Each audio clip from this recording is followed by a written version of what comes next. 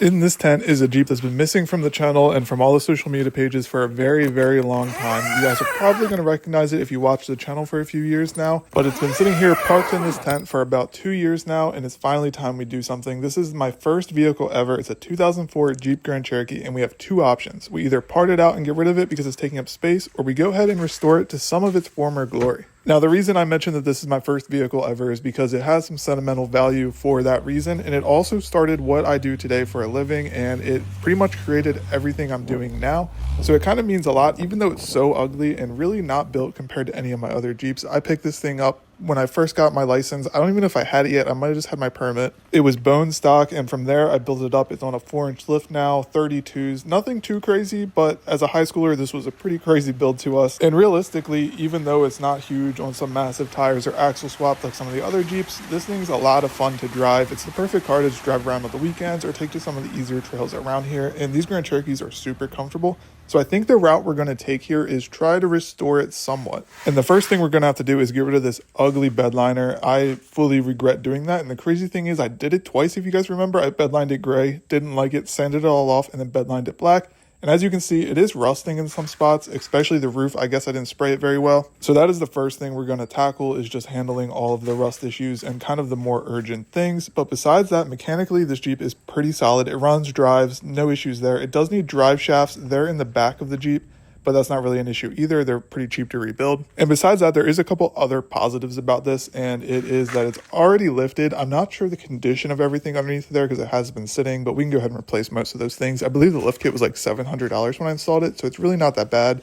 It's got a pretty nice front bumper. It's got a winch. It's got the rear quarter panel armor. It has a trailhead off-road intake, and that bought us a little extra space in the engine bay for a second battery if we do want to go that route. We do have a lot of pretty cool options we can do with this build. Now, I do want to say it's not going to be perfect. Most of these things I've never done before. I've never painted a car. I haven't done a ton of body work. The roof shouldn't be too bad to get that rust off of. However, once we sand this bed liner off, it's going to leave a lot of imperfections in the panel below. So depending on how that goes, I might end up having to buy a parts Jeep. That way we can just rip the panels off of that. We will still have to do the roof and the rear quarter panel since they don't really come off. But I do have the hood in the garage right now, and that's actually a project I'm working on currently.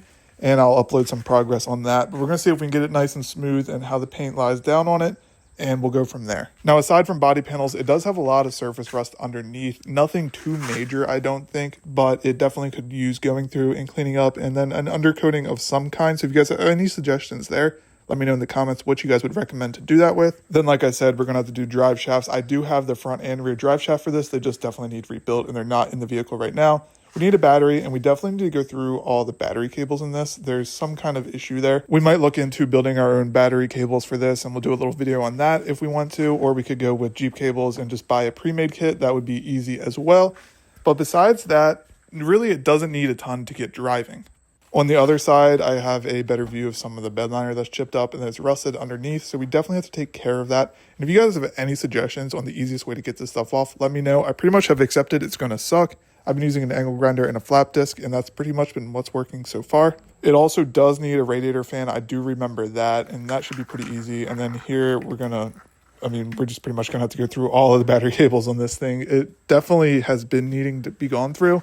However, I just haven't really put any time into this build at all. But this video has pretty much just been to catch you guys up on the plans with this Jeep and where it's been. So as always, thank you guys so much for watching. There will be a ton more content on this build coming. I can't guarantee time frame because this is definitely the least urgent build out of all of them. And this is one that I'm going to take my time on and kind of try to do a decent job, even though I don't really know what I'm doing. So stay tuned for that, and you guys will see some more content on all of the Jeeps coming very soon.